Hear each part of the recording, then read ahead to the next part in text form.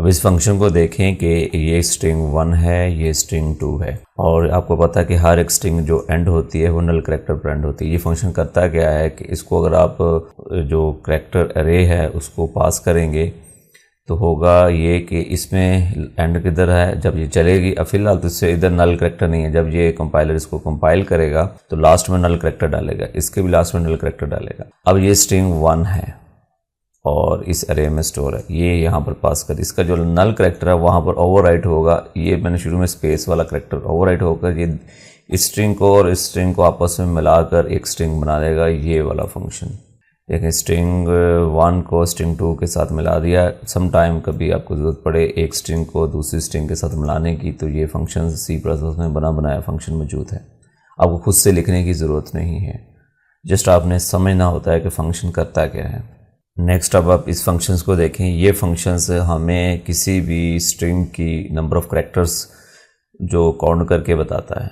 अब देखें कि ये जो है जब ये चलेगी तो इसके लास्ट में भी नल करैक्टर होगा, तो कंपाइलर को पता है नल करैक्टर पर स्ट्रिंग जो है वो एंड होती है, उससे पिछले जितने भी करैक्टर्स होंगे ये फंक्शन क्या करेगा, इसको जो अरे पास होगी ये नल करैक्टर तक उसको काउंट करेगा और आपको वो बता देगा इसमें नंबर ऑफ़ करैक्टर्स कितने हैं। नल करैक्टर को काउंट उसमें शामिल नहीं करेगा या उसे काउंट नहीं करेगा।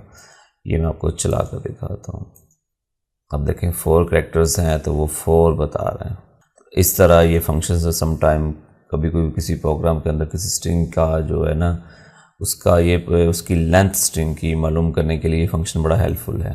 नेक्स्ट ये जो फंक्शन है ये स्ट्रिंग फंक्शंस हैं और ये क्या करता है, इसको हम अगर ये वाली स्ट्रिंग पास करेंगे, पहला तो इसका जो पैरामीटर है वो हमने इसको स्ट्रिंग ये एरे पास कर दी तो इसमें वो तलाश करेगा सेकंड जो इधर आप करैक्टर देंगे। अब देखिए मैं चाह रहा हूँ कि इस पूरी स्ट्रिंग में यहाँ से इतनी स्ट्रिंग जो है रिटर्न करे, हमें पूरी नहीं चाहिए, तो जो आप करैक्टर देंगे तो वो तलाश करेगा। आप देखें इस पूरी स्ट्रिंग में कैपिटल ए एक ही है, क्योंकि आपकी नज़र में जो छोटा ए या बड़ा ए एक ही है, लेकिन कंप्यूटर की नज़र में इसका कोड ASCII कोड और है, इसका और है।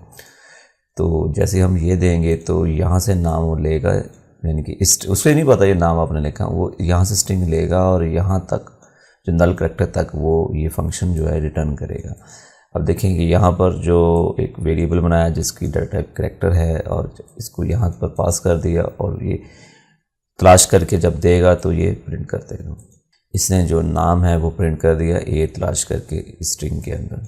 ये फंक्शन करता क्या है कि ये जो अरे है करैक्टर की, इसके अंदर एक स्ट्रिंग है ये पास की है यहाँ पर, और ये दूसरी कोड वाली यहाँ पर पास की है। अब इसमें जितने भी डिजिट हैं इसमें से कोई भी जहाँ पर मैच होगा, अब देखें इसमें से ये 4 यहाँ पर मैच हो रहा है, तो इसके पीछे जितने भी करैक्टर्स आएंगे उसको ये रिटर्न कर देगा, सर्च करेगा इस स्ट्रिंग के एक एक करैक्टर को इस स्ट्रिंग के अंदर।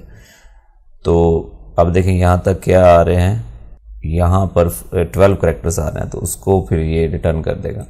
जिस तरह इंट डाटा टाइप होती है ये उसी तरह अनसाइंड इंट डाटा टाइप है। ये जब बहुत बड़े नंबर स्टोर करने के लिए इस्तेमाल की जाती है, अक्सर हेडर फाइल के अंदर इसकी डिटेल होती है पहले से इन फाइल्स के अंदर। ये भी एक डाटा टाइप है, तो आप इसे इस्तेमाल कर सकते हैं जब आपने बड़ा नंबर स्टोर करना हो। तो ये फंक्शंस जो है इस वेरिएबल के जो डाटा टाइप है वो तो इंट है, बहुत बड़े नंबर स्टोर करने की, तो इस फंक्शन ने सर्च करके 12 रिटर्न करेगा, वो इसमें स्टोर हो जाएगा और इधर फिर हम प्रिंट करवा लेंगे। ये मैं चला कर दिखाता हूँ आपको, ये देखें 12 आ रहा है। इसके अलावा C++ में और भी स्ट्रिंग फंक्शंस हमें मिलते हैं, हम उन्हें इस्तेमाल कर लेंगे जब हमें उनकी ज़रूरत पड़ेगी। जस्ट आपको एक हल्का सा ये बताया है कि ये फंक्शंस किस तरह काम करते हैं और आप इन्हें कैसे इस्तेमाल कर सकते हैं।